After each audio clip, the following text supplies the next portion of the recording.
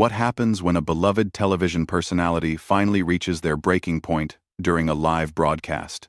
Today, we're diving into one of the most shocking moments in daytime television history that left viewers absolutely stunned. The tensions had been building for weeks, but nobody expected what happened when Valerie Bertinelli appeared as a guest on The View. What started as a simple interview about cooking and family quickly spiraled into a verbal battleground that would change everything. The heated exchange became so intense that it led to an unprecedented live television meltdown that had producers scrambling behind the scenes. Before we get into all the explosive details, make sure to hit that subscribe button and let me know in the comments what you think really caused this dramatic fallout. The morning started like any other at the View studios in New York. The crew was setting up for what they thought would be a light-hearted interview with Valerie Bertinelli, who was there to promote her new cookbook and talk about her recent life changes. The producers had specifically chosen Valerie because they wanted a feel-good segment to balance out the heavier political discussions that had been dominating the show lately. What they got instead was a powder keg waiting to explode. Joy Behar had been having a particularly difficult week. Behind the scenes, sources say she'd been increasingly frustrated with the direction of the show and felt that her opinions weren't being respected by both the producers and some of her co-hosts. She'd been making comments about feeling undervalued and overlooked, especially when it came to booking decisions and segment planning. Little did anyone know that this simmering resentment was about to boil over in the most public way possible. As the cameras rolled and the show went live, everything seemed normal at first. Whoopi Goldberg introduced the segment with her usual warmth, welcoming Valerie to the table with genuine enthusiasm. The other co-hosts chimed in with their greetings, and Valerie seemed relaxed and happy to be there. She started talking about her cookbook, sharing some personal stories about rediscovering her love for cooking after going through some difficult times in her personal life. "You know, cooking has always been my therapy," Valerie said with a smile. "But lately it's become something even more meaningful. It's about nourishing not just my body but my soul." The audience was clearly connecting with her heartfelt words, and the interview was flowing beautifully. That's when Joy decided to interject. "Well, that sounds wonderful and all," Joy said with a slight edge to her voice that the others immediately picked up on. "But don't you think it's a little privileged to talk about cooking as therapy when so many people can barely afford groceries right now?" The comment came out of nowhere and completely shifted the energy in the room. Valerie looked genuinely surprised by the hostile tone. "I'm sorry, I don't understand what you mean by that," Valerie responded, trying to keep her composure. "I've actually been very open about my own financial struggles and how cooking helped me get through some really tough times. I'm not sure why you're making this about privilege." Joy leaned forward in her chair, her voice getting sharper. "Oh, please. You're a celebrity with multiple houses talking about how cooking heals your soul. Do you have any idea how tone-deaf that sounds? While regular people are choosing between paying rent and buying food, you're here promoting another cookbook that probably costs $30. The tension in the studio became palpable. Whoopi tried to jump in, to redirect the conversation, but Joy wasn't having it. She continued her attack with increasing intensity. "And another thing, why is it that every time a celebrity goes through a divorce or breakup, they suddenly become a cooking expert? It's like you all have the same publicist feeding you the same script about finding yourself in the kitchen." Valerie's face began to flush, but she maintained her dignity. "Joy, I really don't appreciate the personal attacks. I came here to talk about something that genuinely helped me through a difficult period in my life. I never claimed to be an expert, and I certainly never suggested that my experience was universal. I shared my story hoping it might help someone else who's going through something similar." "Help someone else?" Joy scoffed, rolling her eyes dramatically. "The only thing you're helping is your bank account. This whole reinventing yourself through cooking thing is just another celebrity cash grab, and frankly, I'm tired of pretending otherwise." The other co-hosts were now exchanging worried glances, clearly uncomfortable with how aggressive Joy was being toward their guest. Sarah Haynes attempted to step in, saying, "I think what Valerie is trying to share is really beautiful, and many people do find comfort in cooking during difficult times. But Joy immediately turned her fire toward Sarah as well. "Oh, you think it's beautiful too?" Joy snapped. "Of course you do. You probably think every celebrity's journey of self-discovery is beautiful and inspiring. Well, I think it's calculated and fake, and I'm not going to sit here and pretend otherwise just to make everyone comfortable. The audience was now completely silent, sensing that something was going very wrong. Valerie took a deep breath and tried one more time to diffuse the situation. "Joy, I honestly don't know what I've done to upset you, but this feels very personal. If you have an issue with me specifically, maybe we should discuss it privately rather than attacking me on live television." That comment seemed to push Joy over the edge. She slammed her hand down on the table, causing everyone to jump.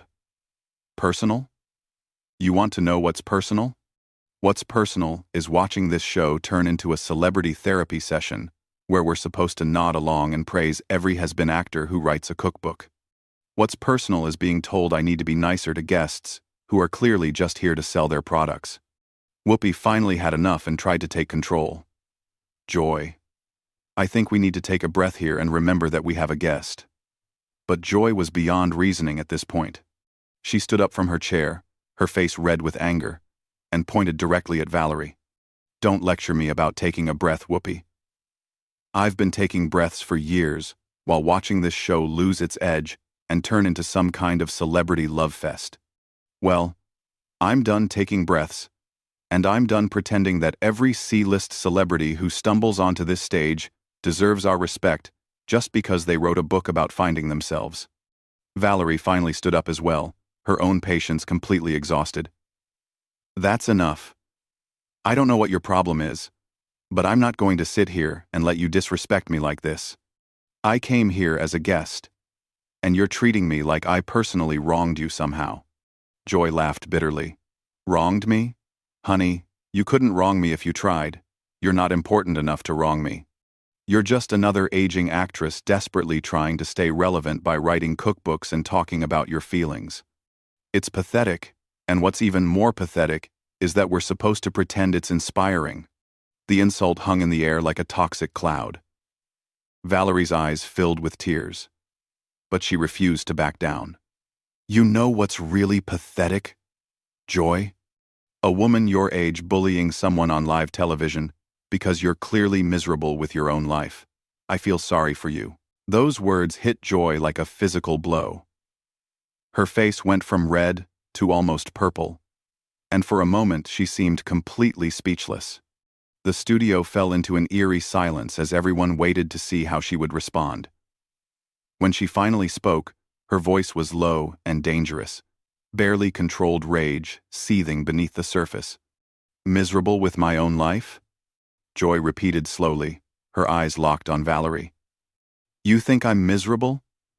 Let me tell you what miserable looks like, sweetheart. Miserable is being a washed-up actress who peaked in the 80s and now has to write cookbooks to pay the bills. Miserable is having to reinvent yourself every few years because nobody remembers why they cared about you in the first place." Valerie shook her head in disbelief. "This is unbelievable. I've never experienced anything like this in 20 years of doing interviews. What is wrong with you?" "No. What's wrong with me?" Joy's voice was rising again, all pretense of professionalism completely abandoned. "What's wrong is that I've been doing television longer than you've been relevant, and I have to sit here and listen to your sob story about finding yourself through cooking like it's some kind of profound revelation.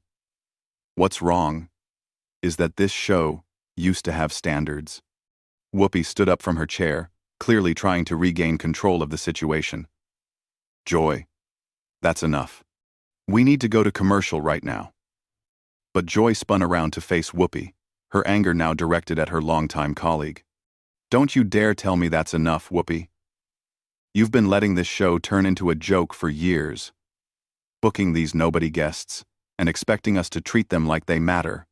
Well, I'm not playing that game anymore." The other co-hosts were frozen in shock. Sarah looked like she was about to cry, and the newer panel members seemed terrified to say anything. The audience was completely silent, sensing they were witnessing something unprecedented. Behind the scenes, producers were frantically trying to figure out how to handle the situation, but the cameras kept rolling. Valerie, still standing beside her chair, looked directly at Whoopi. "I think I should leave. This is clearly not about me, and I don't want to be part of whatever this is." She started to gather her things, but Joy wasn't finished with her yet. "Oh, you want to leave? How convenient. Can't handle a little honest conversation. This is exactly what I'm talking about. These celebrity guests come on here expecting to be coddled and praised. And the moment someone asks them a real question or challenges their narrative, they want to run away." Valerie stopped and turned back to face Joy, her own anger finally reaching its limit. "Honest conversation? Is that what you call this? You've done nothing but attack me personally since I sat down. You haven't asked me one legitimate question about my book or my life. You've just been cruel and nasty for no reason that I can understand." "Cruel and nasty?" Joy laughed harshly. "You haven't seen Cruel and Nasty yet.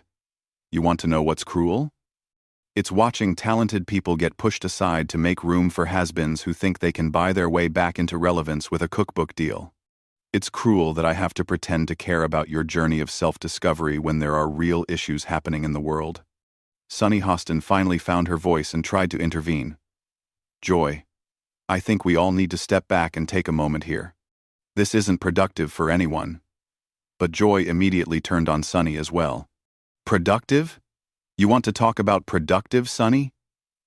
What's productive about giving airtime to people who have nothing meaningful to contribute?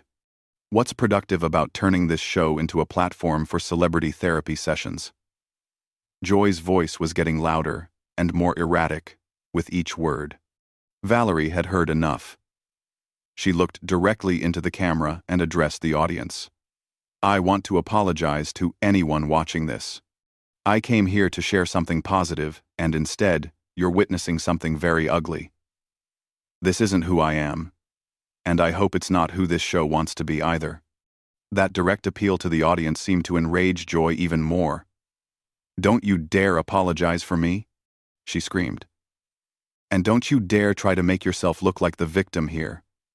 You're just another celebrity who can't handle being challenged." Whoopi was now standing between Joy and Valerie, literally trying to keep them separated. "Joy, you need to stop this right now. This has gone way too far." But Joy pushed past Whoopi and got closer to Valerie. "I'll stop when I'm ready to stop, Whoopi. I'm tired of being managed and handled and told how to behave. This is live television. And sometimes live television gets messy. Deal with it." Valerie looked Joy directly in the eye and spoke with quiet dignity. "I genuinely hope you get the help you clearly need, because this behavior isn't normal or acceptable. I'm leaving now. And I won't be coming back." As Valerie started to walk away, Joy shouted after her. "Good. Don't come back. And take all your celebrity friends with you. This show doesn't need you or any of the other attention-seeking has-beens who think they can use our platform to sell their products."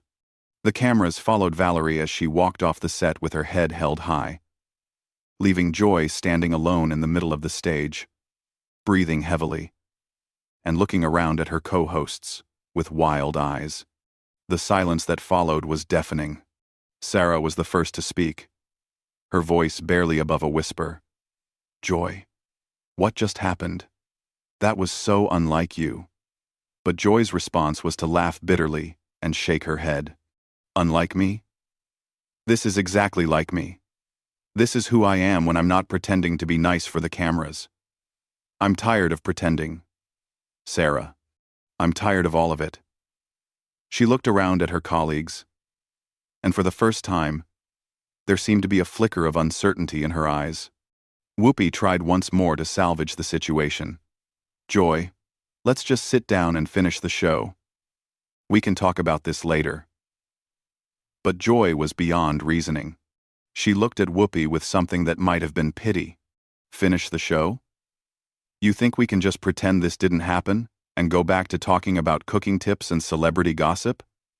You think the audience is going to forget what they just witnessed? She gestured toward the cameras that were still rolling, capturing every moment of her breakdown. I don't know how to pretend anymore, Whoopi. I don't know how to sit here and smile and nod while this show turns into something I don't recognize. I don't know how to be fake and pleasant when everything about this feels wrong to me. The raw honesty in her voice was almost more disturbing than her earlier anger. Her colleagues exchanged worried glances, clearly unsure how to respond to this version of Joy they'd never seen before. In the control room, producers were having heated discussions about whether to cut the cameras, but the train wreck was so compelling that they couldn't bring themselves to stop filming. Joy looked out at the audience, many of whom were staring at her with expressions of shock and confusion. You all came here, expecting your usual dose of celebrity fluff and morning show banter. Didn't you? Well, congratulations. You got a real show today. You got to see what happens when someone finally tells the truth instead of playing the game. She turned back to her co-hosts, who were all still standing uncertainly around the table. And you all know I'm right. You know this show has lost its way. You know we've become a joke. But you're too scared to admit it because you don't want to rock the boat. The accusation hung in the air like a challenge. Sunny Hostin was the first to respond, her legal training kicking in as she tried to de-escalate the situation. Joy, we all care about this show and want it to succeed. Maybe we can have this conversation when we're not live on television. But Joy's laugh was bitter and mocking. When we're not live? You mean when the cameras are off and we can all pretend to be friends again? When we can sweep this under the rug and go back to business as usual? No, Sunny. If we're going to have this conversation, we're having it now, while America is watching. She walked closer to the camera, addressing the audience directly with an intensity that was both captivating and deeply uncomfortable. You want to know the truth about what goes on behind the scenes here? You want to know why your favorite morning show feels different lately? It's because we've all been told to play it safe, to avoid controversy, to make nice with every celebrity who walks through that door. Whoopi stepped forward, her voice firm but controlled. Joy, this is not the time or the place for this discussion. We have a responsibility to our viewers, and to each other, to handle this professionally. Professionally? Joy spun around to face Whoopi, her voice dripping with sarcasm. You mean the way you professionally sat there and let that guest disrespect me? The way you professionally tried to silence me when I was telling the truth? Or do you mean professionally the way we all pretend this show is still relevant when we know it's becoming a parody of itself? The other co-hosts were now huddled together at one end of the table, clearly unsure whether to flee or stay. Sarah was visibly shaking, and even the usually composed Sunny looked rattled by Joy's increasingly erratic behavior. Joy continued her tirade, pacing back and forth across the stage like a caged animal. You know what the real problem is here? It's not that I was rude to that guest. The real problem is that nobody wants to hear the truth anymore. Everyone wants everything sugar-coated and sanitized. Well, I'm 68 years old, and I don't have time for sugar-coating anymore. She stopped pacing and looked directly at her co-hosts. You all sit there judging me for speaking my mind. But where were you when the producers started booking these irrelevant guests? Where were you when they started telling us to tone down our opinions? You all just went along with it because it was easier than fighting. Whoopi tried once more to reason with her longtime colleague. Joy, we can discuss all of these concerns, but not like this. Not in front of our audience. This isn't fair to them or to us. Fair? Joy's voice rose to almost a shriek. You want to talk about fair, Whoopi. Is it fair that I've given the best years of my career to this show, only to be told I need to be nicer?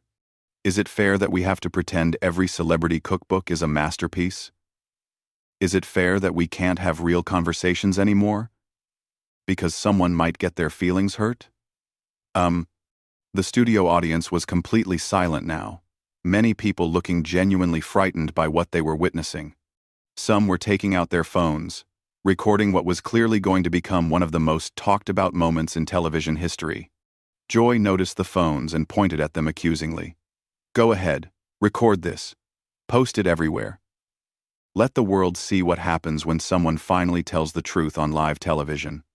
Let them see what happens when someone refuses to play the game anymore." She turned back to the camera, her face flushed, and her breathing labored. "You know what? I'm done. I'm done with this show. I'm done with these fake conversations. And I'm done pretending to be someone I'm not for the sake of ratings." The declaration sent shockwaves through the studio.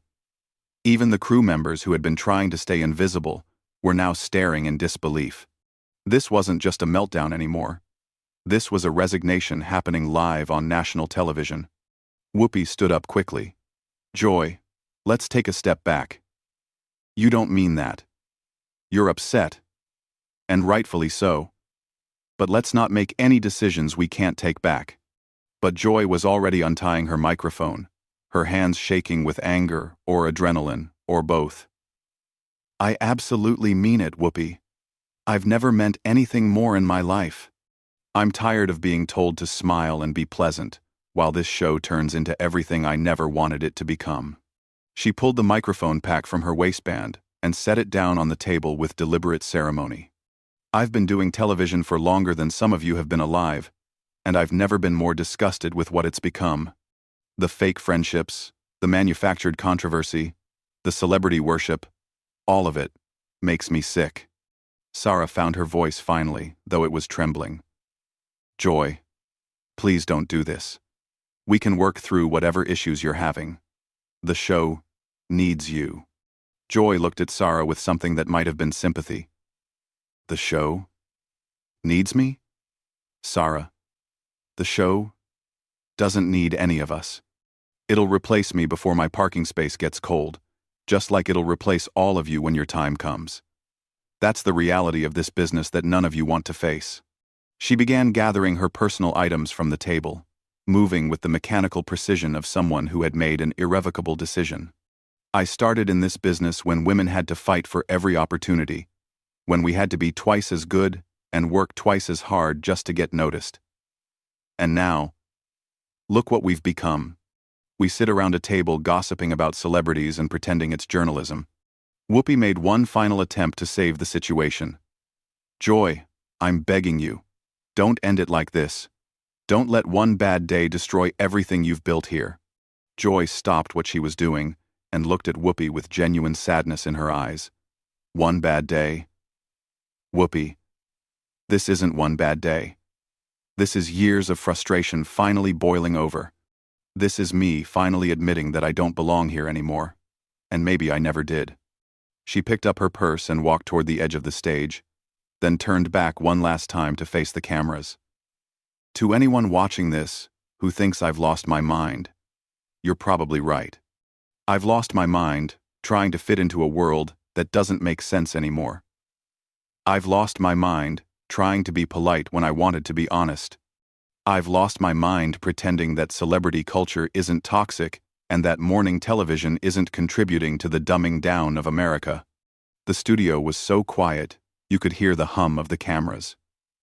Joy looked around at her former colleagues one last time, and when she spoke again, her voice was calmer, but filled with finality. "I wish you all the best, I really do. But I can't be part of this anymore.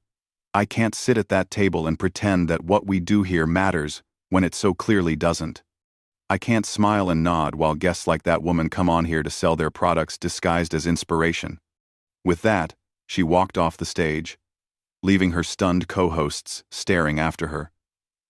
The cameras kept rolling, capturing every second of the aftermath. Whoopi eventually found her voice and tried to address the audience. "We're going to take a quick break, and we'll be right back," she said, though her voice lacked its usual confidence. But Joy's voice could be heard from off-stage, apparently addressing the producers. "Don't you dare follow me with those cameras. I'm done being your content. Find someone else to humiliate for ratings." The show eventually cut to commercial, but the damage was done. In the span of 30 minutes, one of daytime television's most established personalities had completely destroyed her career in the most public way possible. The internet exploded immediately, with clips of Joy's meltdown going viral within hours. Back in the studio, the remaining co-hosts sat in stunned silence during the commercial break, none of them quite sure how to process what they had just experienced. The guest who had started it all was long gone, but her impact on the show would be felt for years to come. When they returned from commercial, Whoopi did her best to salvage the remainder of the show, but everyone could tell that something fundamental had shifted. The View would continue, but it would never be the same after witnessing one of its own implode so spectacularly on live television. That's a wrap on one of the most shocking moments in television history. What do you think really pushed Joy over the edge? Was it years of built-up frustration, or was there something deeper going on behind the scenes? Let me know your thoughts in the comments below, and don't forget to subscribe for more explosive celebrity drama and behind-the-scenes stories that you won't see anywhere else.